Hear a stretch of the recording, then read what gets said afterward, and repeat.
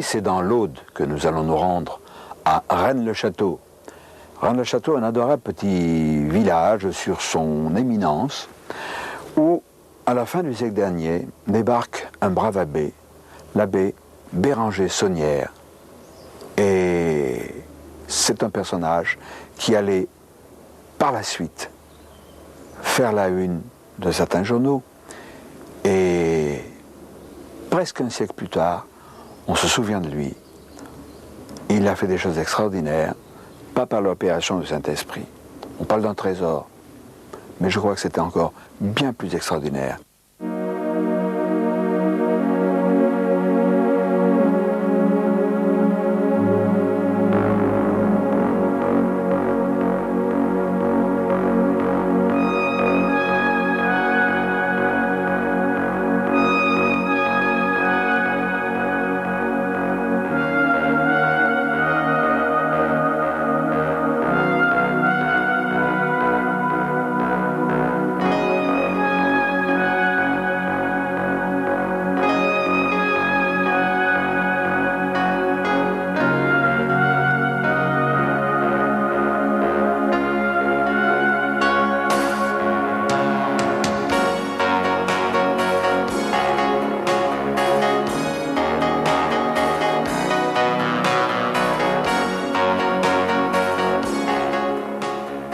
Nous sommes à Quillan dans l'Aude, chez Tatiana Kletzky-Prader, qui est un écrivain qui a écrit de nombreux ouvrages, nous allons les montrer, qui a même écrit un guide de l'écrivain, qui fait autorité.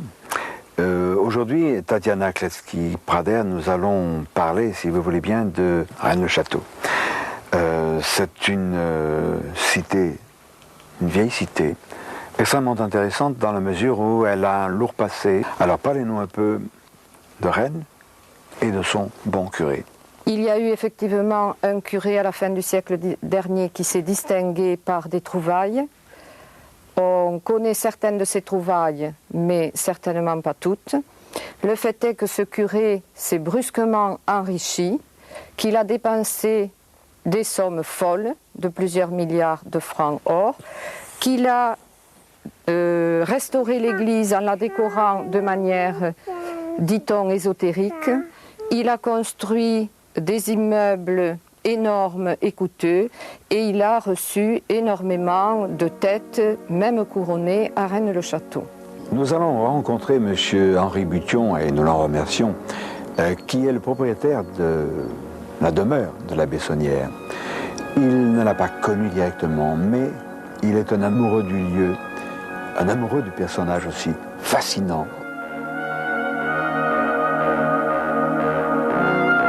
Ce site sur lequel nous sommes, avant l'abbé Saunière, c'était la campagne.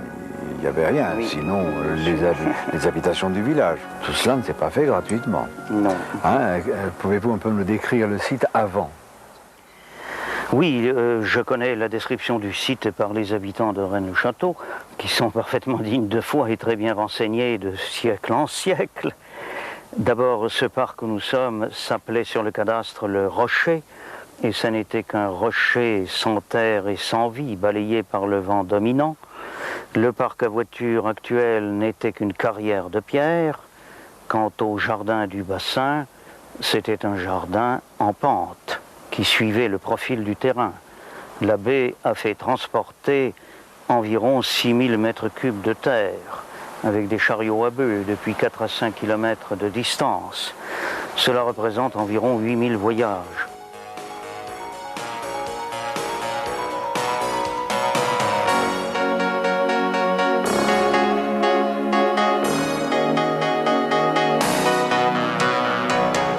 Le domaine de l'abbé Saunière ne fut pas construit au hasard.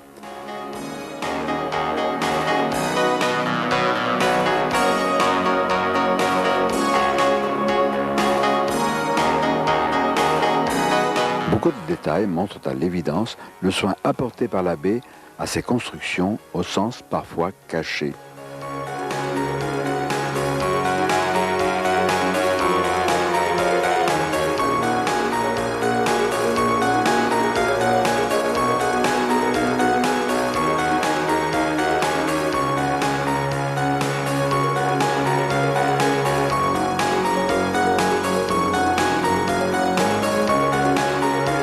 Généreux, Béranger Saunière avait même prévu qu'une partie de son domaine serve à l'hébergement de prêtres à la retraite.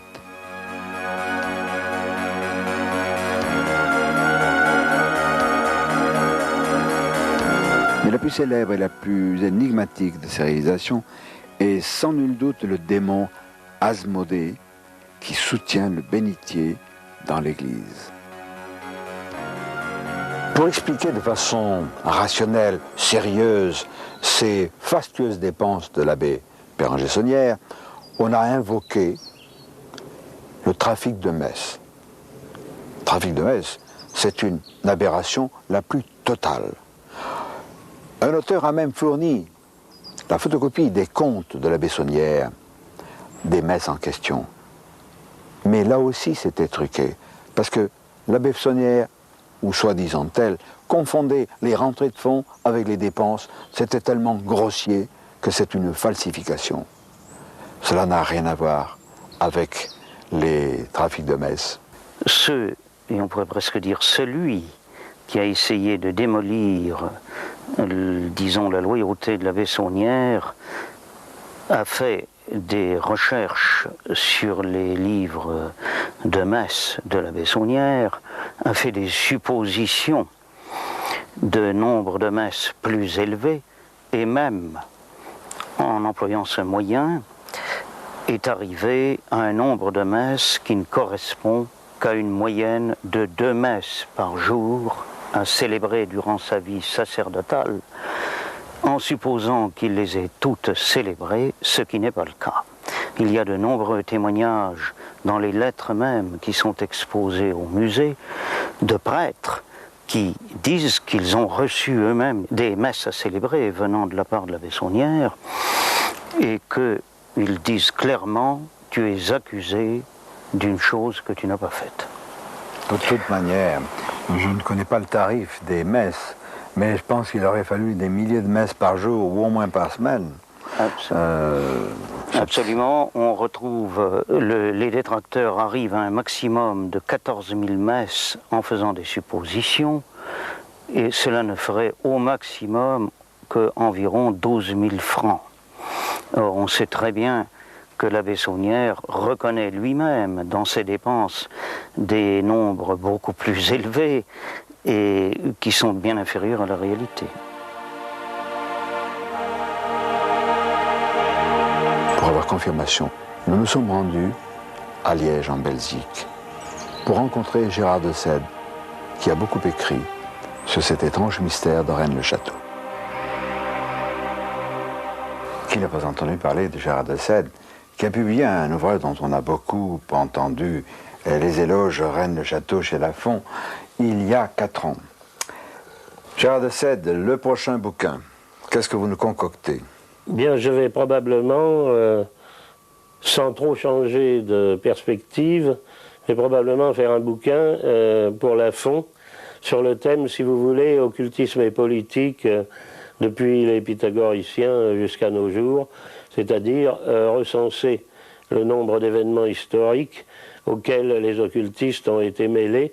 Et il y en a beaucoup plus qu'on ne pense dans l'histoire, depuis l'opération Jeanne d'Arc, en passant par la secte des Hachichim, des assassins. Alors, l'abbé Saunière, il y a les tenants du trafic de messes, moi ça me paraît tiré par les cheveux et prêt à faire hurler de rire. Il a certainement découvert un trésor. Il n'a pas gagné à la loterie nationale qui n'existait pas à l'époque. Alors oui, l'abbé Saunière, n'est-ce pas, c'est quelqu'un qui arrive à Rennes-le-Château comme curé, si je ne me trompe pas, en 1885. Il est extrêmement pauvre. Il est extrêmement pauvre car il a un traitement. À cette époque-là, il n'y a pas la séparation de l'Église et de l'État. Il a un traitement de 75 francs or par mois, ce qui n'est pas négligeable. Seulement, il se fait priver de son traitement pour des prêches électoraux intempestifs. Donc, il n'a plus rien et il est obligé d'acheter même sa nourriture à crédit.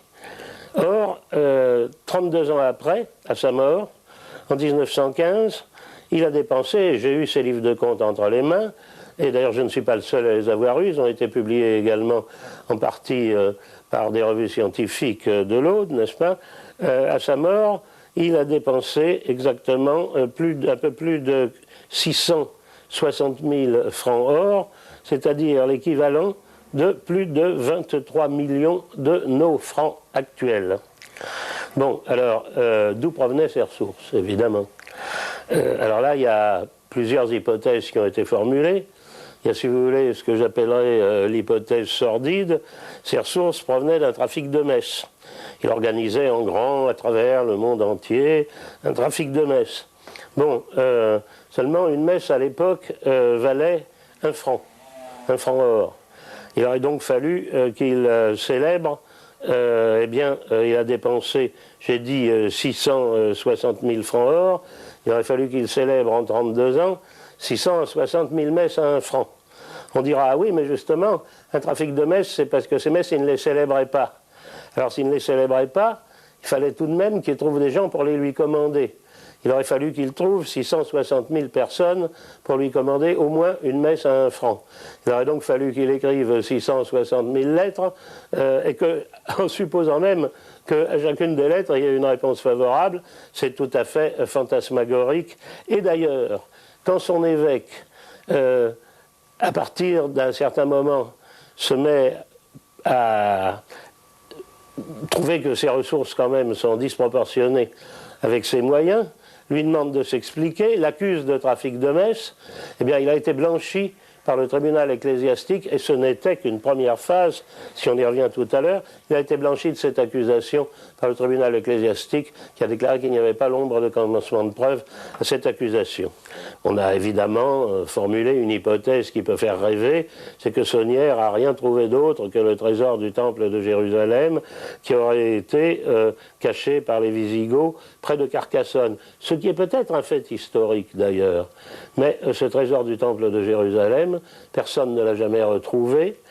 Si on l'avait trouvé, les chroniqueurs arabes, quand ils ont renversé le royaume wisigoth d'Espagne, n'auraient pas manqué d'en faire mention, n'est-ce pas? Et il disparaît de l'histoire. Et en plus, c'était un... Voyons, réfléchissez une seconde.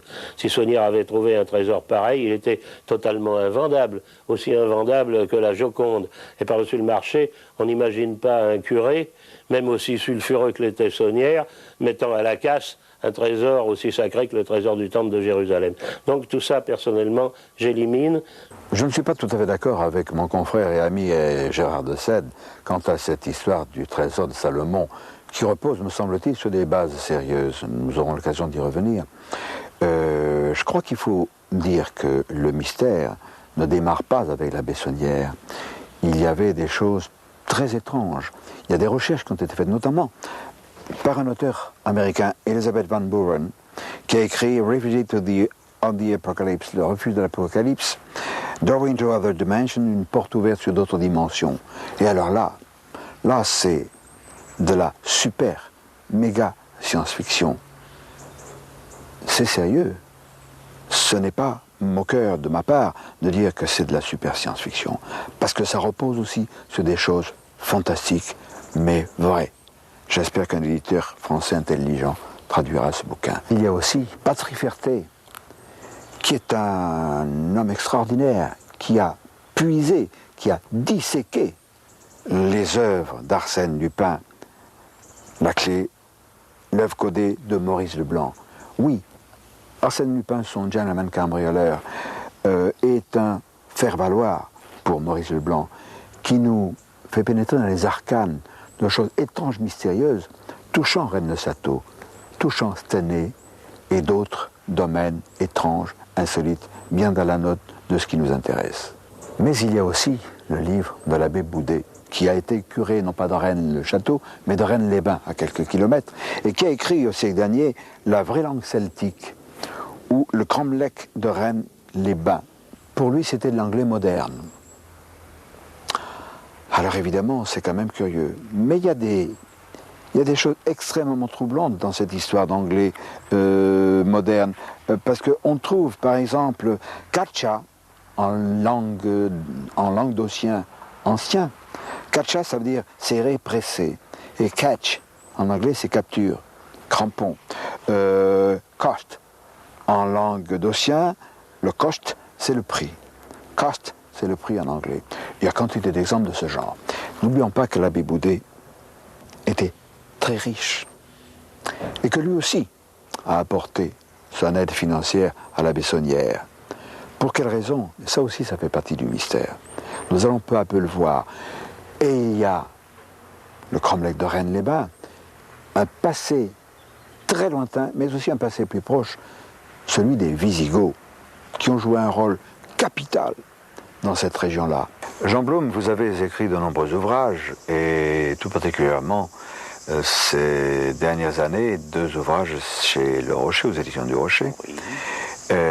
Vous êtes passionné par Rennes-le-Château, par les courants sous-jacents, contestés ou non.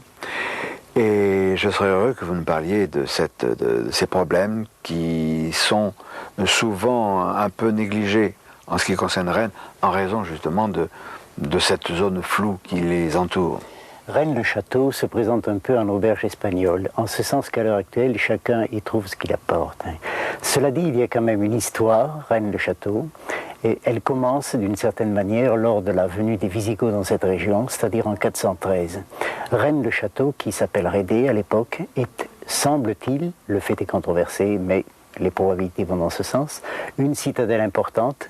D'aucuns ont voulu en faire la 4e ville d'Europe à l'époque. C'est de toute façon une citadelle importante. Les Visigoths s'y installent en 413. Clovis bat les Visigoths et reconquiert une grande partie de l'actuelle France vers 507. Néanmoins, les Visigoths demeurent un peu plus longtemps dans ce Haut-Razès. Vient la Bessonnière, il y a maintenant un siècle. La Bessonnière, semble-t-il, est mis en possession de documents.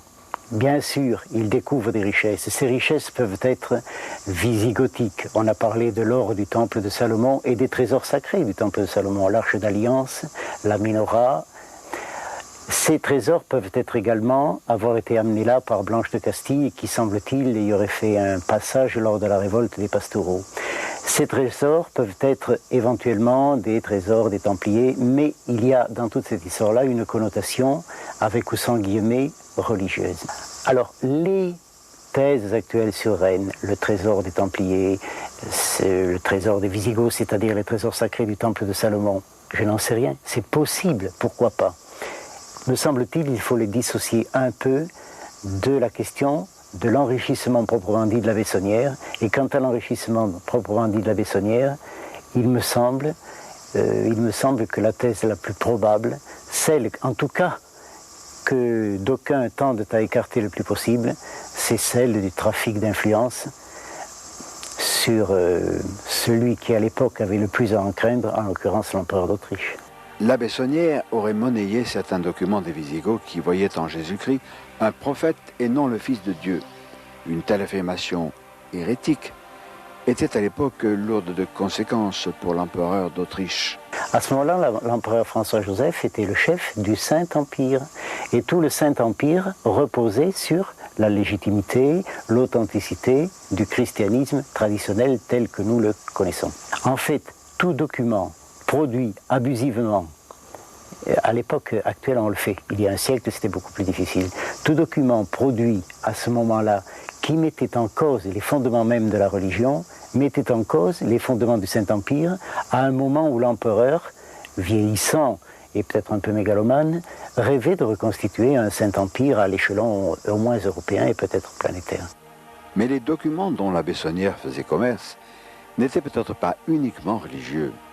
Ils concernaient également la généalogie de la dynastie des Habsbourg et des Mérovingiens. Il y aurait, vous en avez fait référence, peut-être des documents officiels, et pourquoi pas généalogiques. Je pense que les ressources de Sonnière provenaient de la négociation des documents. C'est-à-dire, on négocie des documents pour 2 raisons. Ou bien on négocie leur vente en vue de leur divulgation, ou bien au contraire, on négocie leur tenue sous le boisseau pour qu'ils soient occultés. Étant donné qu'on peut, d'une part, toucher de l'argent de ceux qui ont intérêt à la divulgation et toucher de l'autre main de l'argent de la part de ceux qui ont intérêt à les tenir sous le boisseau, il y a là pas mal de ressources. Pourquoi? Parce que ces documents pouvaient intéresser. C'était des documents qui pouvaient, vrai ou faux, je dis bien vrai ou faux, c'était des documents qui pouvaient présenter un intérêt généalogique et qui pouvaient par conséquent intéresser un certain nombre de dynasties européennes. Ce que nous constatons d'insolite, c'est que parmi les visiteurs que reçoit Saunière dans son église de Rennes-le-Château, un trou perdu, comme vous avez pu le voir, il y a l'archiduc de Habsbourg. Qu'est-ce qui pouvait intéresser l'archiduc de Habsbourg à Rennes-le-Château, sinon des documents qui pouvaient conforter les prétentions des Habsbourg à l'époque? Trafic de documents, peut-être. Des documents quand même capitaux, parce qu'il s'agissait, nous dit la tradition, de documents généalogiques intéressant les Mérovingiens. Ces Mérovingiens qui ont fait des choses assez extraordinaires dans la région du Razès, mais qui aussi, selon l'ouvrage de Gérard de Sède, La race fabuleuse, puiserait ses racines dans un très lointain passé, et même au-delà de la Terre, puisqu'il s'agirait d'une espèce extraterrestre qui aurait donné naissance à la généalogie, à la lignée des Mérovingiens. Oui, mais attention, la race fabuleuse, il y a fabuleuse dedans. Bon. Et d'autre part, le sous-titre, c'est la mythologie mérovingienne. Bon, c'est un bouquin que j'ai fait, qui est simplement le compte-rendu de conversation avec un personnage original, complètement fou d'ailleurs, mais extrêmement érudit, et je me borne à raconter ce qu'il disait sans le prendre aucunement à mon compte. Là non plus, je ne suis pas d'accord avec mon grand frère et ami Gérard de Sède. Je suis bien persuadé que les racines des Mérovingiens puisent dans un très lointain passé et dans une lignée qui, elle, venait d'ailleurs. Nous y reviendrons, peut-être pas dans cette cassette, parce que c'est tellement fantastique, tout ce qui nous arrive au gré de notre enquête, que nous sommes conscients qu'il faudra un certain temps.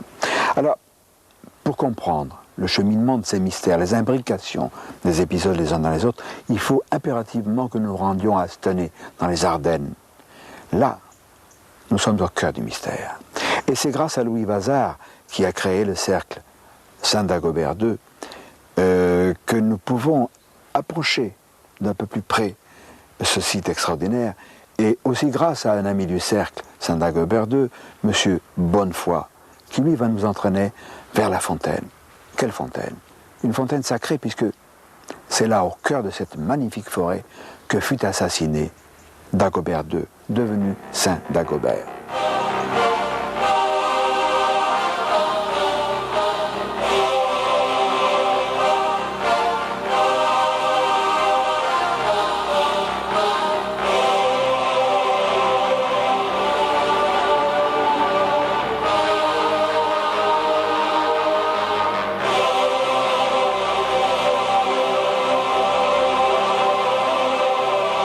Ce haut lieu, dites-nous pourquoi il est très important.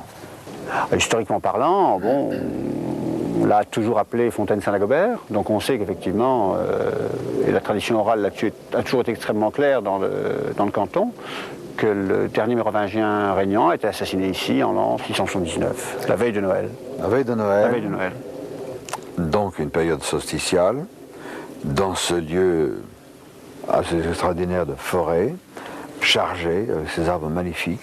Ça n'a pas dû changer beaucoup, hormis le bruit de l'avion qui passe de temps à autre, n'est-ce pas? Et donc Saint Dagobert, enfin Dagobert II, fut assassiné ici. Par qui? Eh bien, il a été assassiné par un maire de palais, le maire du palais de Pépin d'Héristal. Et donc, en fait, un assassinat politique, et qui a précédé une prise de pouvoir d'autres personnes, d'autres gens. Disons du trône de France. Ah, effectivement, c'est bien C'était des usurpateurs. Ah, ben depuis, effectivement.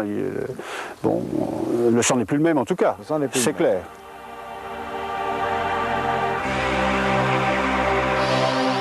Toujours dans la région de Stenay, à l'église Lyon de Vendun, M. Bonnefoy nous entraîne et nous découvrons un vitrail.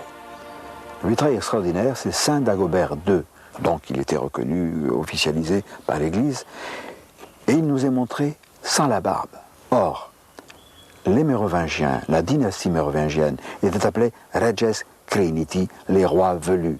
Donc on avait voulu probablement castrer, supprimer leur valeur particulière, la valeur particulière accordée à cette lignée extraordinaire. C'est dans cette ville de Stenay que fut ramené le corps du dernier monarque mérovingien. Comme nous allons le voir, l'assassinat de Dagobert II et la question de sa descendance concernent de très près la Bessonnière et ses relations avec la dynastie des Habsbourg.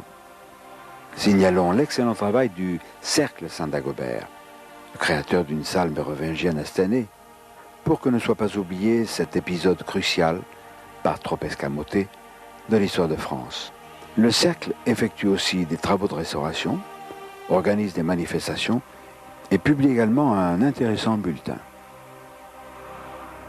Mais pour en savoir plus, Louis Vazard, le président du Cercle Saint-Dagobert II, nous entraîne non plus à Stenay, mais dans la région parisienne, à Sèvres, l'église de Sèvres, où le curé a refusé de nous recevoir. Louis Vazard, c'est pas parce que nous n'avons pas pu visiter cette église de Sèvres qu'elle demeure sans intérêt, au contraire. Et nous engageons ceux qui auront la chance de ne pas recevoir d'obstacles, d'aller voir cette église. Il y a quand même quelque chose d'étrange, il y a des vitraux qui font certaines références et qui nous ramènent à Rennes-le-Château. Oui, tout à fait. Il y a comment dirais-je, il y a un vitrail qui indique que Saint Dagobert aurait été le fondateur de l'église de Sèvres en 675. Alors, jusqu'à présent, on n'a pas encore trouvé de preuve écrite historique de cette fondation. En 675. Mais en 675, tout à fait, il était vivant. Et alors, le nom Dagobert II figure aussi dans la liste des donateurs et bienfaiteurs de l'église de Sèvres, donc il figure en tête en 675. Dans la liste, il y a aussi Maria Lesinska, le roi Louis XV, mais aussi en 1873, un certain Zanoni. Et alors Zanoni, pour les comment dirais-je, c'est époustouflant, parce que on se demande comment en 1873 quelqu'un serait nommé Zanoni, alors que tout le monde sait très bien que c'est le titre d'un ouvrage de Sir Edward Bulwer-Lytton, qui était membre de la Golden Dawn, il me semble. La Golden Dawn, vous le savez très bien, qui veut dire l'Aube dorée, qui était une société initiatique, discrète, sinon secrète, à laquelle on a reproché plus tard d'avoir été l'inspiratrice du nazisme, ou qui aurait contribué à inspirer le nazisme, ce qui est déjà pas tout à fait en odeur de sainteté. La présence dans l'ombre de sociétés secrètes est fort importante, car les documents détenus par les Bessonnières intéressaient vivement celle-ci. Comme nous le verrons par la suite, il fut même activement aidé par l'un de ces cénacles occultes, le prieuré de Sion, dont on retrouve les traces dans l'église de Sèvres.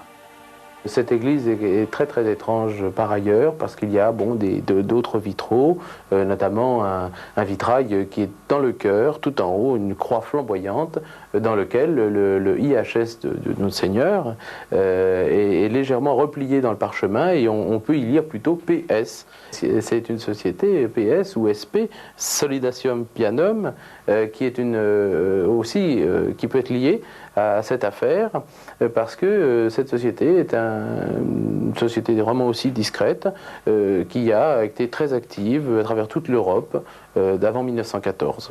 Et on l'appelait aussi couramment la Sapinière.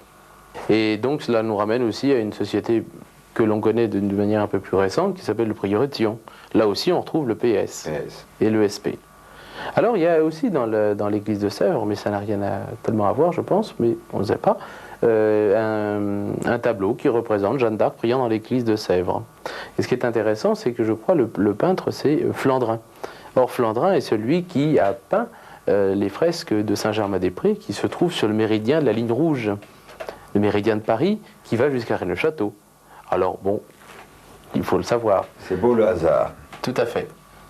Alors comme des dons ont été faits importants pour la restauration ou disons le financement. Je pense qu'on a voulu faire insister sur ou faire croire que l'église de Sèvres a été fondée par Saint Dagobert. Saint Dagobert, on a mis de l'argent pour le faire croire. Ça. Tout à fait. Est-ce qu'il y a quelque chose qui nous autorise à penser fortement ou plus légèrement au fait que le trésor qu'a découvert la Bessonnière aurait pu contribuer à aider Bon, alors ça, on n'était pas comptable derrière la Bessonnière. Par contre, ce qui est certain, c'est que la Bessonnière a reçu énormément de visiteurs des Habsbourg, des gens donc intéressés par ces problèmes de généalogie, d'histoire, et il y a aussi cette légende qui court sur les parchemins de la reine d'Ange de Castille. Ah oui, alors, la fameuse généalogie. Alors là aussi, tout ça, ça réapparaît. Dans laquelle, comme l'un de nos amis, apparaît les descendants de cette race extraordinaire des Mérovingiens et ceux qui ont été éliminés, la filiation directe. Je sais qu'on ergote un peu, mais enfin il a eu une descendance d'Agobert II. Alors, Sigebert IV, non ? D'une part, tout à fait, il y a eu Sigebert, mais enfin aussi sa fille Adèle, Rathilde et Irmine, Sainte Irmine. Donc il a eu des descendants, naturellement, de toute manière. On veut nous, bien sûr, ergoter toujours sur Sigebert IV. Pendant très longtemps, on a dit qu'il n'existait pas, puis patatras, on découvre dans les textes anciens que Sigebert IV avait fait bel et bien exister. Alors maintenant, effectivement, quant à savoir s'il a pu faire souche dans le Razès, je pense que vous voulez en venir là. Reine de Château. Effectivement, là, c'est un petit peu plus, à mon avis, difficile à prouver, mais il n'empêche qu'une tradition qui s'est fait jour, au fin du siècle dernier, soit a été mis en évidence, soit au contraire a été inventé de toutes pièces. Mais ça, c'est beaucoup plus difficile de le déterminer. Mais celui qui dit que cela n'existe pas ne peut pas non plus prouver le contraire. Cela étant, je dois dire qu'il y a beaucoup de familles mérovingiennes, d'origine mérovingienne. Je ne citerai que celle de la famille de Habsbourg, qui descendent de Sigebert III, donc du père de Dagobert. Je crois vraiment que Sigebert IV s'est réfugié dans le Razès. On l'y a conduit. Il y a cette dalle des chevaliers, ainsi appelée parce qu'on voit un enfant transporté sur le cheval par des chevaliers. On l'a protégé, on l'a sauvé, Sigebert IV. Sans cela, ces rois dont on nous disait dans l'histoire de France qu'ils étaient des rois feignants, ce n'étaient pas des rois feignants, c'étaient des rois faits, néants. Si le verbe néantiser existait, il définirait bien. Parce que les usurpateurs, les trônes de France, ont voulu les anéantir. Alors, il y a quand même, vous le voyez au gré de notre enquête, des mystères qui s'épaississent, qui se multiplient. Il y a ce fameux pilier visigothique ou carolingien, selon les appellations des chercheurs, et dont Henri Bution, maintenant, va nous parler. Lorsque la Bessonnière eut fait la découverte du sépulcre de Sigebert IV, sur décryptage du grand maître de l'ordre de Notre-Dame du Mont-Sion, qui était devenu Claude Debussy à la succession de Victor Hugo, lequel Claude Debussy, et cela je ne le sais que depuis 2 ans, est venu plusieurs fois à Rennes-le-Château voir la Bessonnière, eh bien, il est hors de doute que c'est Claude Debussy qui a positionné le sépulcre de Sigebert IV dans l'église. Ce qui explique l'hommage rendu par la Bessonnière tant à l'intérieur de l'église qu'à l'extérieur, et notamment en prenant le pilier carolingien qui supportait l'autel, qu'il met dehors dessous la statue de la Sainte Vierge et à la base duquel il fait graver Mi-Sion 1891, Debussy est un grand maître de l'ordre de Sion. Or, ce qui est évident dans l'église, c'est qu'il y a tout de même 70 fois reproduit le sceau de l'ordre de Notre-Dame du Mont-Sion. Il y a le sceau MS. Or, on sait très bien qu'en matière de glyphes de saint, ça ne peut pas être Sainte-Madeleine. Il n'y a jamais le S du mot saint dans un glyphe. Le glyphe de la Vierge Marie est MA, celui du Christ, le qui et Rho, les 2 premières lettres du mot Christos. Et là, il est hors de doute que c'est bien MS. Or, pour reproduire 70 fois le mot, le sigle de Sion, de l'ordre de Notre-Dame du Mont-Sion, c'est bien qu'il y a là un hommage rendu à cet ordre. Et il est absolument hors de doute, d'après tous les renseignements que j'ai recueillis depuis 27 ans, que le grand maître de l'ordre de Sion est venu ici plusieurs fois voir la Bessonnière. En l'occurrence, c'était Claude Debussy. Et c'est un fait que dans la succession des grands maîtres de l'ordre de Sion, Claude Debussy a été le 1er juin 1885 élu à la succession de Victor Hugo, lequel, dans la légende des siècles, avait écrit un poème intitulé « Un seul homme sait où est caché le trésor », poème que l'abbé Saunière reproduit dans ses constructions, dans la décoration de son église. Ainsi, je le citerai rapidement, les derniers vers sont les suivants. La grande tour surveille au sommet du ciel bleu le nord, le sud, l'est et l'ouest. C'est exactement l'orientation de la tour Magdala.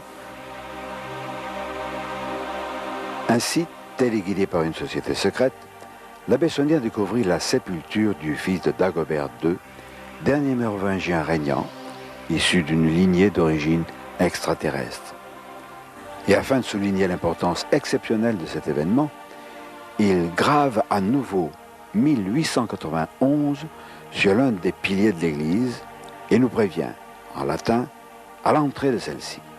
Terribile locus iste. Ce lieu est terrible.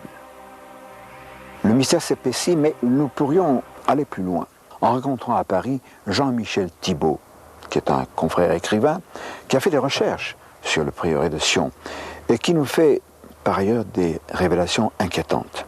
Pour écrire des ouvrages de ce genre, sur l'abbé Saunière, sur Rennes-le-Château, sur d'autres, par exemple la cantatrice Emma Calvé, tout à fait étonnante, qui joue un rôle important dans l'énigme de Rennes-le-Château et des découvertes de l'abbé Saunière, il faut être plus que romancier, il faut être un chercheur, il faut être un peu historien, il faut être un peu ou beaucoup détective et être courageux. Car Jean-Michel Thibault, je suppose que pour écrire ces ouvrages, vous avez dû faire de nombreuses recherches et que ça n'a pas été facile. Ah, ça n'a pas été facile. Ce qui est déterminant lorsqu'on écrit une histoire, c'est un petit peu ce que l'on ressent au moment où on découvre le personnage. Et Saunière, je l'ai découvert tout à fait par hasard, en travaillant d'ailleurs sur les premières croisades. J'ai découvert quelques petits fascicules, quelques petits opuscules qui parlaient des croisades, mais d'une façon indirecte, des opuscules qui avaient des titres évocateurs comme le serpent rouge, la mystérieuse dame blanche. Alors ça, évidemment, lorsqu'on a de l'imagination et une âme un petit peu de Tintin, on a tout de suite envie de savoir ce qui se cache derrière ces manuscrits. Et derrière, qu'est-ce qu'il y a ? Il y a Rennes-le-Château, l'énigme de Rennes-le-Château et l'énigme de l'abbé Saunière.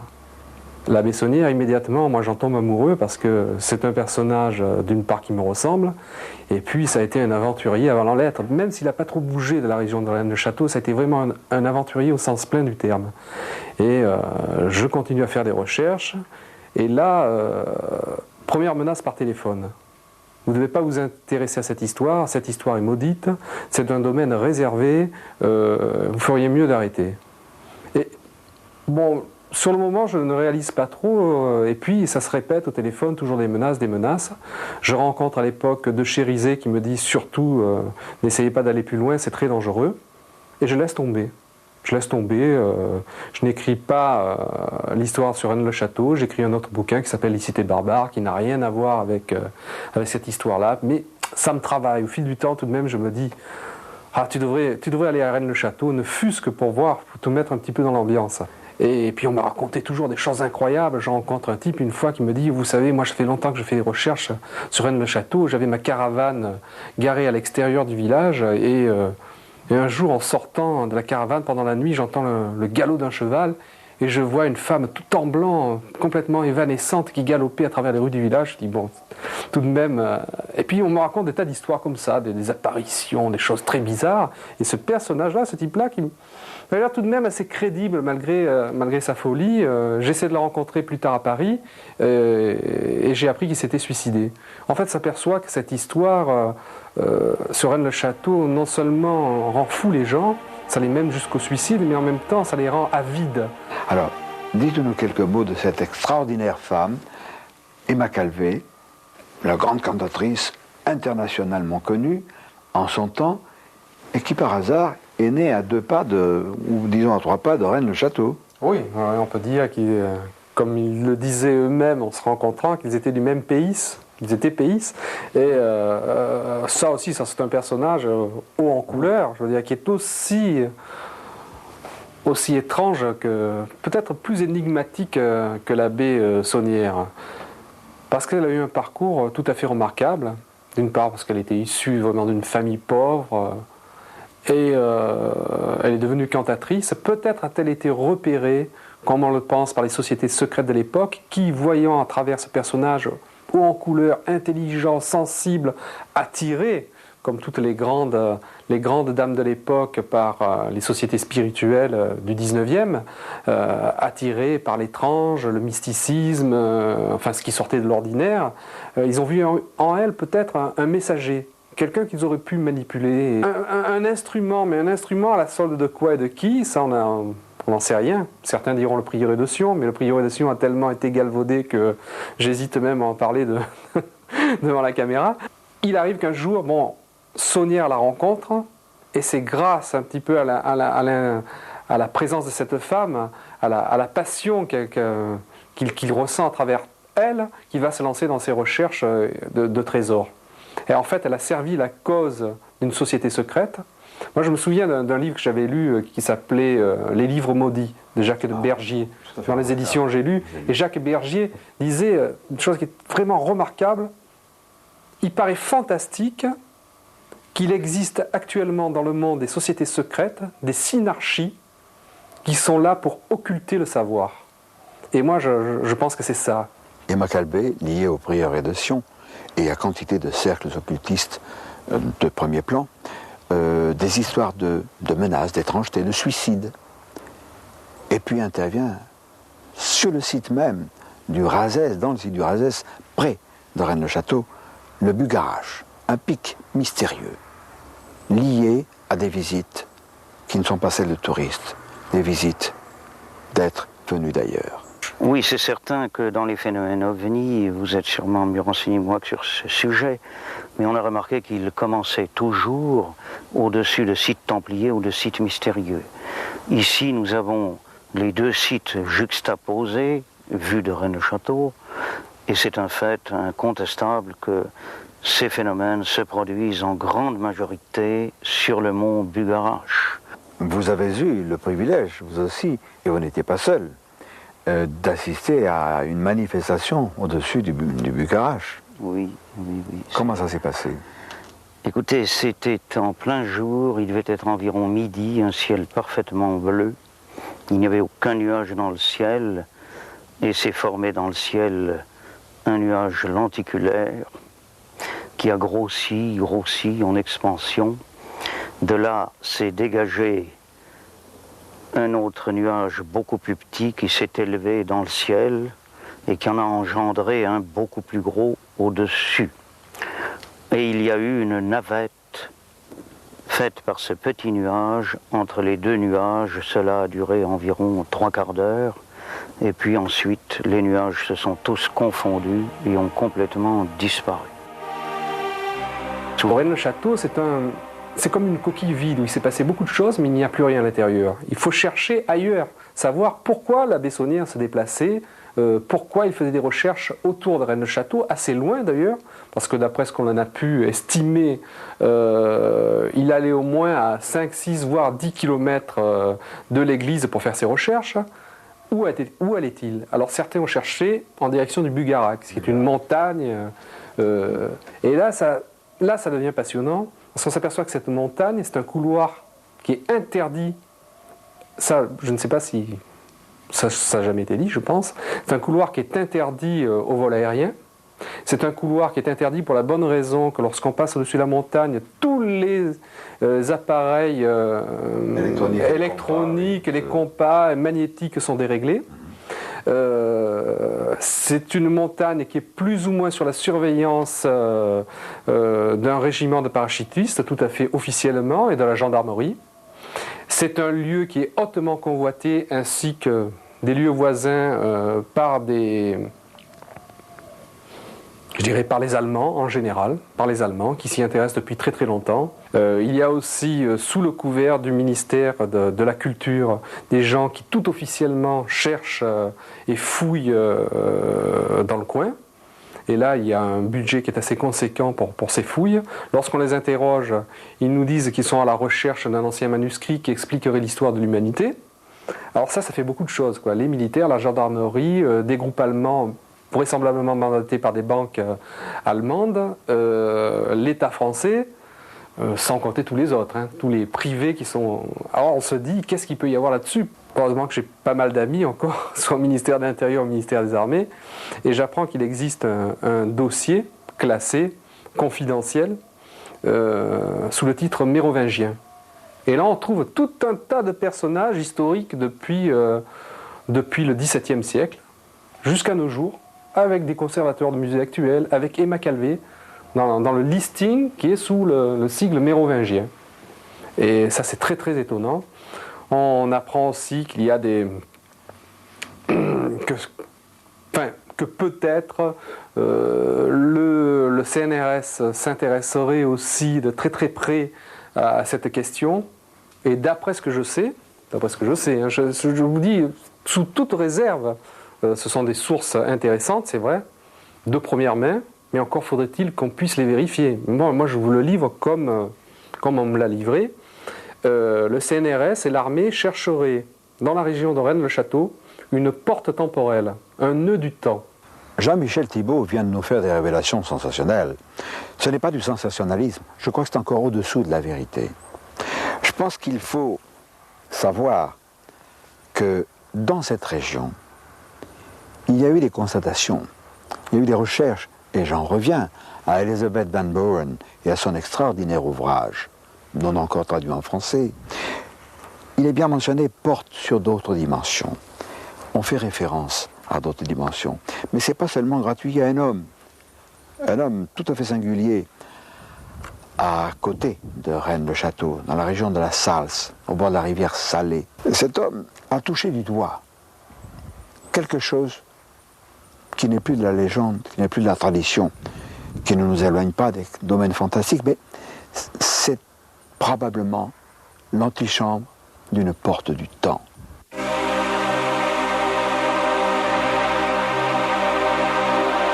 Gendreny, nous sommes dans les collines qui dominent la vallée de la Salse, et dans mon roman de science-fiction des Chevaliers Lumière numéro 10, Le piège du Val-Maudit, je situe une action ici.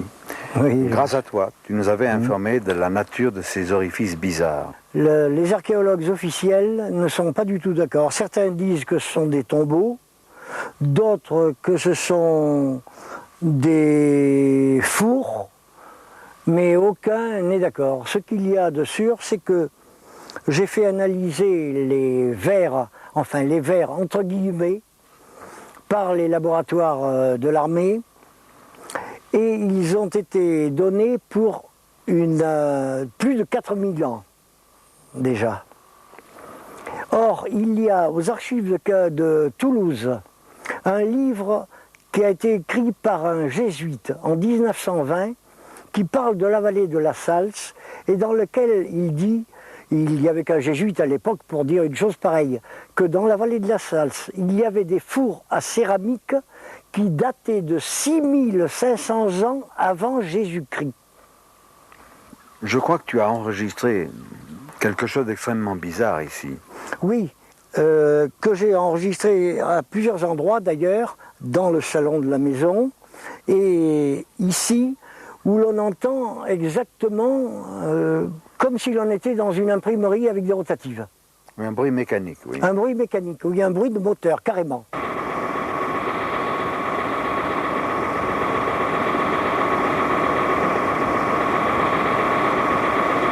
Alors, il y a quelques années, des amis qui sont dans les sphères officielles, évidemment, je tairai le nom, vous comprendrez pourquoi, ont amené de leurs amis qui était en Amérique à la NASA. Ils sont venus avec un appareil de détection souterrain. Magnétomètre. Un magnétomètre à protons, mais doublé de VHL. Enfin, il paraît qu'il n'y en avait que 7 dans le monde à l'époque. Et il s'est avéré qu'une fois la cassette passée à l'ordinateur et à l'imprimante, nous avons eu la radiographie du sous-sol. Il se trouve qu'à 25 mètres de profondeur, il y a une coupole métallique, entre guillemets, qui fait 30 mètres de long sur 15 mètres de large, d'une forme ellipsoïde avec 1 mètre d'épaisseur et 3 mètres de flèche. Alors naturellement, ce n'est pas une construction humaine. Et ce serait quoi, selon... C'est une des constructions de la base spatiale qui se trouve ici en dessous. Une base souterraine extraterrestre. Une base souterraine extraterrestre qui s'étale sur des kilomètres. Et est-ce que c'est en corrélation avec Bucarache? Oui, oui. Seulement, je ne sais pas qui se tient à Bucarache au point de vue extraterrestre. Ceux d'ici, je le sais. Ça, ce sont des gars qui viennent d'Orion. Mais quel est leur aspect? C'est un aspect humain. L'apparence humaine. Ce sont exactement ceux de la Bible. Ah, ce sont ceux de la Bible. Ceux qu'on appelle voilà. la Bible les Elohim. Ce qu'on appelle les Elohim, Ah bon. oui. C'est ceux-là qui sont ici. Elohim, le mot est lâché. Quelques explications sommaires. Les Elohim sont des personnages venus d'ailleurs qu'on a appelés tantôt les dieux, tantôt les messagers. On en a fait aussi des anges dans notre vieille tradition biblique. Ce sont des êtres comme vous et moi, pas plus déifiés, mais aux yeux de ces braves gens, de nos très très lointains ancêtres, c'était des dieux, ils venaient d'ailleurs avec des machines volantes, des gloires. Car gloire, ça veut dire une très vive lumière qui venait du ciel. Alors, le Christ est né à Bethléem. C'est pas par hasard. Et contrairement à certaines traductions, Bethléem, ça ne veut pas dire la maison du pain. Beth, c'est la maison. Léem, c'est une dérive sémantique de Elohim, la maison des dieux, et non pas de Dieu. Entendons-nous bien. Le problème des Elohim, je suis l'un des premiers, je pense, en Europe à avoir abordé ce domaine particulier dans les soucoupes volantes bien dans notre monde, qui vient d'être réédité. Certains l'ont lu en 1954 et par la suite aussi ce bouquin qui fait référence aux Elohim. Et d'aucuns s'en sont inspirés pour fonder des sectes archi-bidons qui frisent ou dépassent même l'escroquerie, qui mêlent les partouzes à l'enseignement un peu particulier de certains gourous. Rien à voir avec tout ça. Ne nous trompons pas. Les sectes méprisables ne sont pas nos propos, ne sont pas nos préoccupations. Mais je crois qu'il faudrait quand même parler d'un voisin de Gendrini, Eliab le Berger, qui est un peintre, et qui lui aussi témoigne. En février, c'était en février, oui, c'est ça. En février de cette année. L'année passée. 1991. Et c'était près de chez Gendrini également. Oui, oui, c'est ça. C'était à 1h du matin, moi qui sors jamais à 1h du matin, et en février, il fait pas chaud. Et ma tête a vraiment été poussée à regarder dans le fond de la vallée. Puis je vois des lumières bizarres. C'est bizarre. Je me suis dit, bon ben. Puis, je me suis dit, bof, c'est le coucher du soleil. Vous savez, à 1h du matin, on n'est pas bien réveillé. Alors, je me suis dit, mais enfin, à 1h du matin, il n'y a pas de coucher de soleil. Je me suis dit, oh, ben je sais ce que c'est. Et je fonce chez moi chercher un petit pull et je vais m'asseoir et je vais regarder. Je vois des formes curieuses comme une banane et puis des traits un peu dans tous les sens. Quelle était la couleur? Orangé. Orangé. C'est orangé. Puis je me suis assis, puis j'ai regardé. Et tout d'un coup, ça s'est stabilisé à un énorme cigare. On peut dire que c'était un peu grand comme la lune. C'était au fond de la vallée. C'est un grand cigare orangé. Et puis bon, ce qui est curieux, c'est qu'il ne bougeait pas. Absolument pas. Et après quelques instants, c'est très curieux comme il est parti. Il n'est pas parti en faisant des mouvements, mais comme si, vous savez, comme des points. Comme s'il devenait de plus en plus petit, comme s'il se dématérialisait. En fait, c'est très curieux et il a fini vers Rennes-le-Château.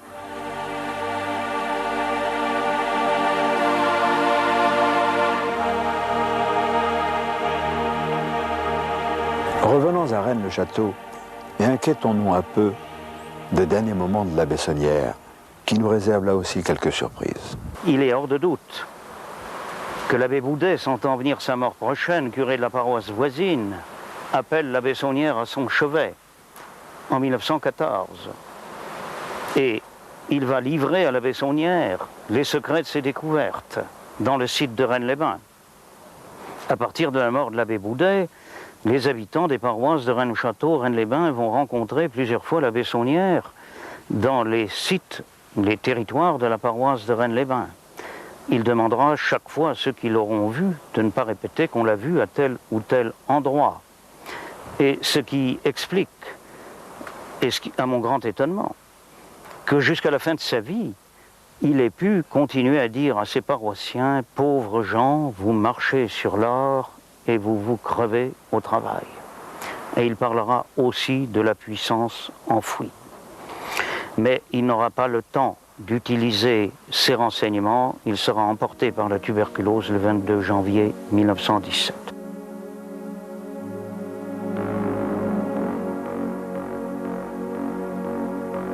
C'est dans le cimetière de sa paroisse que repose désormais Père Angé Saunière. À ses côtés fut enterrée Marie Denarnaud, sa fidèle servante et compagne. Et honni soit qui mal y pense.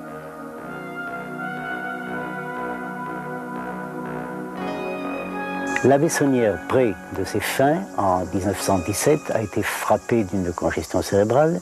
On a fait mander auprès de lui l'un de ses confrères, le curé Rivière d'Espéraza, qui, semble-t-il, est sorti de cette entrevue parfaitement bouleversé.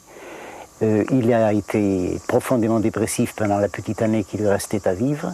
Et il y a 30 ans, tout le monde savait à Rennes que l'abbé Rivière avait refusé les derniers sacrements à son confrère Saunière, et que ces sacrements lui avaient été accordés post-mortem, ce qui est une procédure hautement rarissime dans la façon de procéder de l'Église. Que faut-il pour se faire refuser les sacrements au seuil de la mort? Hitler les aurait obtenus. Il s'agit, pour obtenir les sacrements, de manifester ne serait-ce qu'une contrition imparfaite, la peur de l'enfer. Par contre, quiconque proclamera une hérésie et tiendra bon n'aura pas les sacrements. Saunière avait-il eu connaissance de documents en lesquels il aurait cru, émanant des Visigoths, plus probablement des Templiers ou tous autres? Ça paraît une thèse défendable. L'abbé Saunière a donc eu accès à des secrets. On nous a parlé de documents généalogiques touchant aux Mérovingiens. Supposons, on peut imaginer aussi, supposons que l'un de ces documents ait apporté la preuve de l'origine extraterrestre des descendants, des ancêtres des Mérovingiens. Supposons qu'au gré de sa quête, en fouillant, en creusant, en accédant à des cavernes, l'abbé Saunière ait eu une autre preuve attestant de cette vérité. Supposons qu'il ait vu, je ne veux pas revenir aux gris, aux ibis, qui font l'objet de certains de mes romans vérités, mais supposons qu'il ait eu la preuve que Asmodée, qui soutient le bénitier de l'Église, faisait partie de cette lignée d'êtres venus d'ailleurs, qui s'intègre à l'histoire. Il a dû être terrifié, et in articulo mortis, à l'article de la mort, il a pu le confier, et son confesseur était terrorisé, et lui a refusé l'absolution, pour, réfléchissant après, la lui accorder post-mortem. Du roman, eh bien, je crois que les agents du Shin Bet, le Shin Bet, ce sont les services secrets israéliens, l'un des meilleurs du monde. Je ne crois pas que ces agents soient des rêveurs, ce soient des gens qui planent. Non. Eh bien, les agents du Shin Bet sont venus, sous couvert de recherches pétrolières, géophysiques, explorer la région de Rennes-le-Château. Et il semble bien qu'ils aient recherché la menorah. La menorah, c'est le chandelier à 7 branches qui faisait partie du trésor de Salomon. Mes romans de science-fiction sont toujours basés sur des choses vraies. Les filles du serpent, en réalité chez Vaugirard, et le 10e Chevalier Lumière qui s'appelle Le piège du Val-Maudit, concerne Rennes-le-Château, Stenay, etc. Toujours sur cette chose authentique et mystérieuse qui est le thème de cette cassette. Mais, bien évidemment, il y a bien d'autres auteurs qui ont abordé ce domaine extraordinaire. Nous avons, rassurez-vous, je ne vends pas ça dans des parapluies au coin de la rue. J'en ai pris que quelques-uns, il y en a encore un tas. Jules Verne, initié et initiateur, Le secret du trésor royal de Rennes-le-Château. Remarquable, paru chez Payot. Un ouvrage de Jean Robin, Rennes-le-Château, la colline envoûtée. Passionnant. Jean Robin, Opération Horte, toujours chez Guy Trédaniel, ou L'incroyable secret de Rennes-le-Château. Incroyable, absolument fantastique. Nous avons aussi celui-ci de Yves Lière, Le secret des prêtres du Razès ou le mystère des deux reines. Nous avons enfin cet ouvrage étonnant de Henry Lincoln, Le temple retrouvé chez Pygmalion. Nous avons, nous aussi, fait une petite enquête. Nous avons pérégriné, nous l'avons vu dans cette vidéocassette. Nous avons constaté des choses très étranges. Nous avons eu tellement d'éléments que ce n'est pas en une cassette que nous pourrons tout dévoiler, tout divulguer. Je pense que, comme disait Kipling, tout cela est une autre histoire. Et nous allons y revenir. Et à ce moment-là, ce qui vous a paru extraordinaire dans cette vidéocassette vous paraîtra assez fade comparé à ce qui vous attend dans la suivante.